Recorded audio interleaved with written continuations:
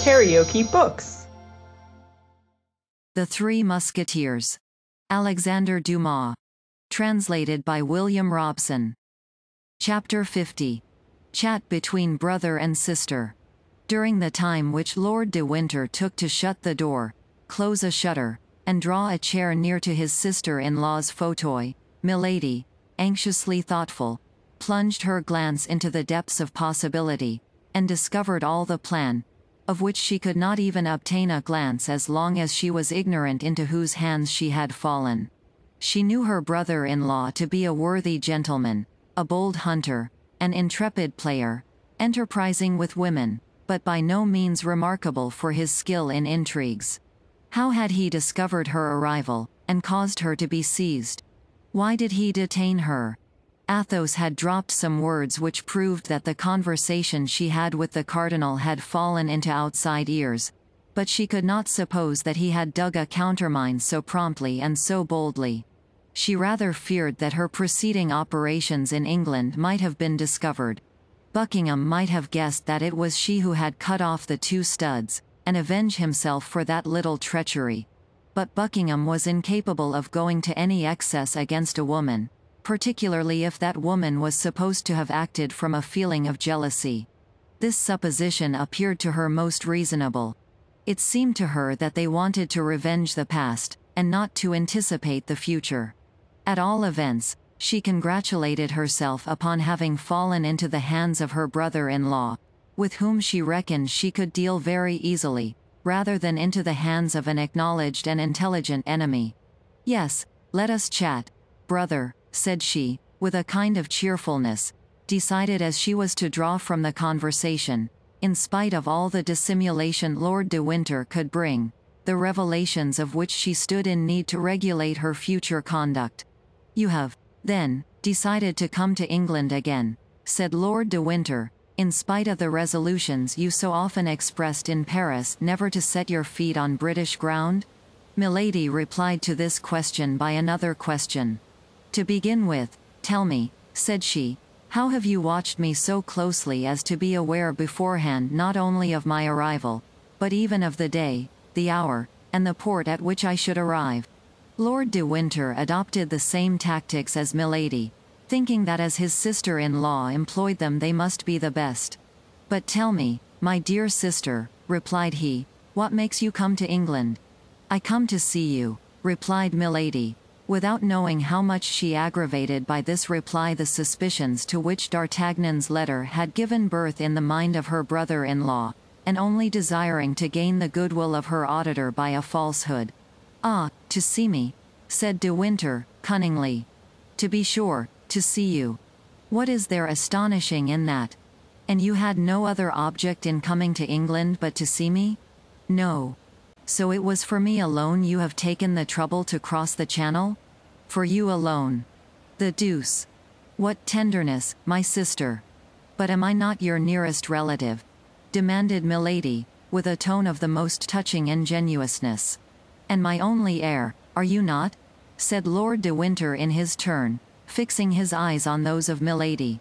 Whatever command she had over herself, Milady could not help starting, and as in pronouncing the last words Lord de Winter placed his hand upon the arm of his sister, this start did not escape him. In fact, the blow was direct and severe.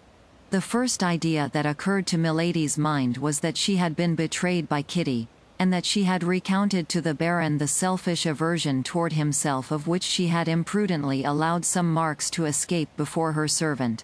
She also recollected the furious and imprudent attack she had made upon D'Artagnan when he spared the life of her brother. "I do not understand, my lord," said she, in order to gain time and make her adversary speak out.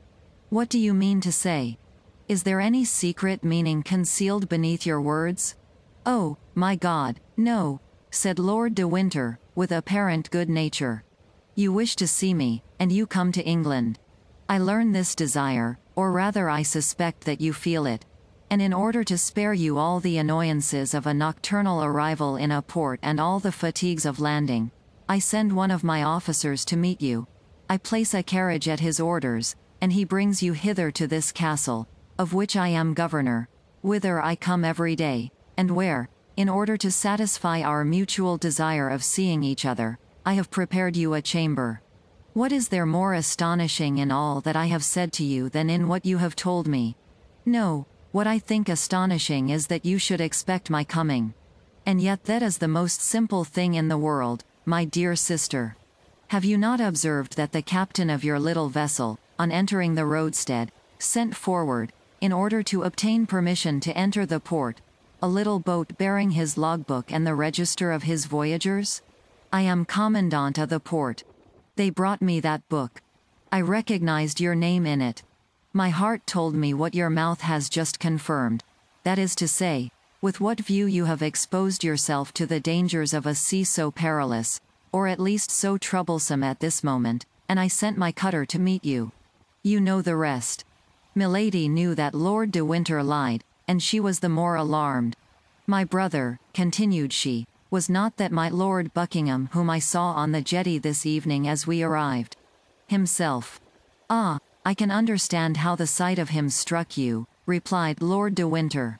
You came from a country where he must be very much talked of, and I know that his armaments against France greatly engage the attention of your friend the Cardinal. My friend the Cardinal, cried Milady, seeing that on this point as on the other Lord de Winter seemed well instructed. Is he not your friend? Replied the Baron, negligently. Ah, pardon. I thought so, but we will return to my Lord Duke presently. Let us not depart from the sentimental turn our conversation had taken. You came, you say, to see me? Yes. Well, I reply that you shall be served to the height of your wishes, and that we shall see each other every day. Am I, then, to remain here eternally? Demanded Milady, with a certain terror. Do you find yourself badly lodged, sister? Demand anything you want, and I will hasten to have you furnished with it. But I have neither my women nor my servants. You shall have all, madam. Tell me on what footing your household was established by your first husband, and although I am only your brother-in-law, I will arrange one similar. My first husband, cried Milady, looking at Lord de Winter with eyes almost starting from their sockets. Yes, your French husband. I don't speak of my brother. If you have forgotten, as he is still living, I can write to him and he will send me information on the subject. A cold sweat burst from the brow of Milady. You jest, said she, in a hollow voice. Do I look so? Asked the Baron, rising and going a step backward.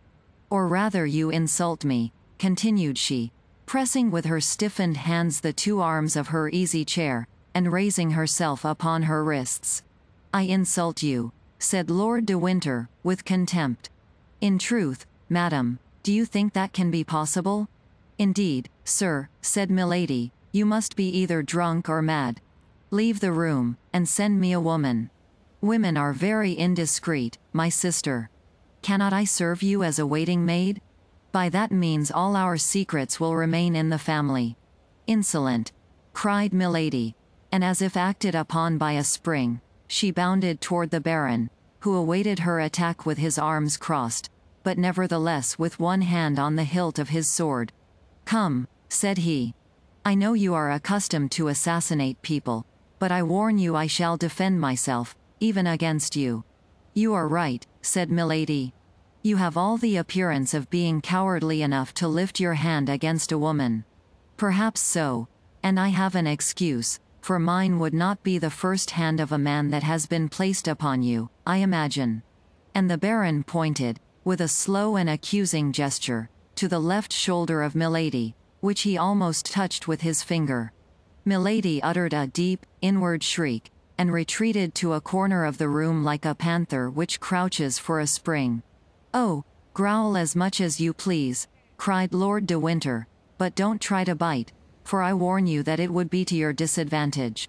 There are here no procurators who regulate successions beforehand.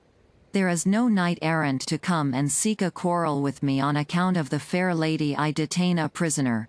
But I have judges quite ready who will quickly dispose of a woman so shameless as to glide, a bigamist, into the bed of Lord de Winter, my brother. And these judges, I warn you, will soon send you to an executioner who will make both your shoulders alike." The eyes of Milady darted such flashes that although he was a man and armed before an unarmed woman, he felt the chill of fear glide through his whole frame. However, he continued all the same, but with increasing warmth, "Yes, I can very well understand that after having inherited the fortune of my brother it would be very agreeable to you to be my heir likewise. But know beforehand, if you kill me or cause me to be killed, my precautions are taken. Not a penny of what I possess will pass into your hands. Were you not already rich enough, you who possess nearly 1 million? And could you not stop your fatal career, if you did not do evil for the infinite and supreme joy of doing it? Oh, be assured, if the memory of my brother were not sacred to me, you should rot in a state dungeon or satisfy the curiosity of sailors at Tyburn. I will be silent, but you must endure your captivity quietly. In 15 or 20 days I shall set out for La Rochelle with the army. But on the eve of my departure a vessel which I shall see depart will take you hence and convey you to our colonies in the south. And be assured that you shall be accompanied by one who will blow your brains out at the first attempt you make to return to England or the continent." Milady listened with an attention that dilated her inflamed eyes. "Yes, at present," continued Lord de Winter, "you will remain in this castle. The walls are thick, the doors strong, and the bars solid. Besides, your window opens immediately over the sea. The men of my crew, who are devoted to me for life and death, mount guard around this apartment, and watch all the passages that lead to the courtyard. Even if you gain the yard, there would still be 3 iron gates for you to pass. The order is positive. A step, a gesture, a word, on your part, denoting an effort to escape, and you are to be fired upon. If they kill you, English justice will be under an obligation to me for having saved it trouble. Ah! I see your features regain their calmness, your countenance recovers its assurance. You are saying to yourself, 15 days, 20 days? Bah!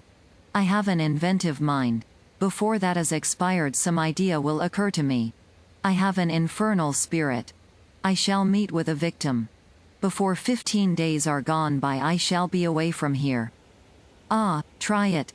Milady, finding her thoughts betrayed, dug her nails into her flesh to subdue every emotion that might give to her face any expression except agony. Lord de Winter continued, "The officer who commands here in my absence you have already seen, and therefore know him. He knows how, as you must have observed, to obey an order, for you did not, I am sure, come from Portsmouth hither without endeavoring to make him speak. What do you say of him? Could a statue of marble have been more impassive and more mute? You have already tried the power of your seductions upon many men, and unfortunately you have always succeeded. But I give you leave to try them upon this one. Pardieu. If you succeed with him, I pronounce you the demon himself."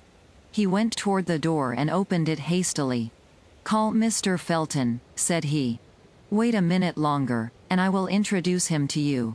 There followed between these two personages a strange silence, during which the sound of a slow and regular step was heard approaching. Shortly a human form appeared in the shade of the corridor, and the young lieutenant, with whom we are already acquainted, stopped at the threshold to receive the orders of the Baron. "Come in, my dear John," said Lord de Winter, "come in, and shut the door." The young officer entered. "Now," said the Baron, "look at this woman. She is young, she is beautiful, she possesses all earthly seductions. Well, she is a monster, who, at 25 years of age, has been guilty of as many crimes as you could read of in a year in the archives of our tribunals. Her voice prejudices her hearers in her favor. Her beauty serves as a bait to her victims. Her body even pays what she promises. I must do her that justice. She will try to seduce you. Perhaps she will try to kill you. I have extricated you from misery, Felton. I have caused you to be named lieutenant. I once saved your life, you know on what occasion. I am for you not only a protector, but a friend, not only a benefactor, but a father. This woman has come back again into England for the purpose of conspiring against my life. I hold this serpent in my hands. Well, I call you, and say to you, friend Felton, John, my child, guard me, and more particularly guard yourself, against this woman. Swear, by your hopes of salvation, to keep her safely for the chastisement she has merited. John Felton, I trust your word. John Felton, I put faith in your loyalty. My lord, said the young officer, summoning to his mild countenance all the hatred he could find in his heart, my lord, I swear all shall be done as you desire. Milady received this look like a resigned victim. It was impossible to imagine a more submissive or a more mild expression than that which prevailed on her beautiful countenance. Lord de Winter himself could scarcely recognize the tigress who, a minute before, prepared apparently for a fight. She is not to leave this chamber, understand, John, continued the Baron. She is to correspond with nobody. She is to speak to no one but you, if you will do her the honor to address a word to her. That is sufficient, my lord. I have sworn.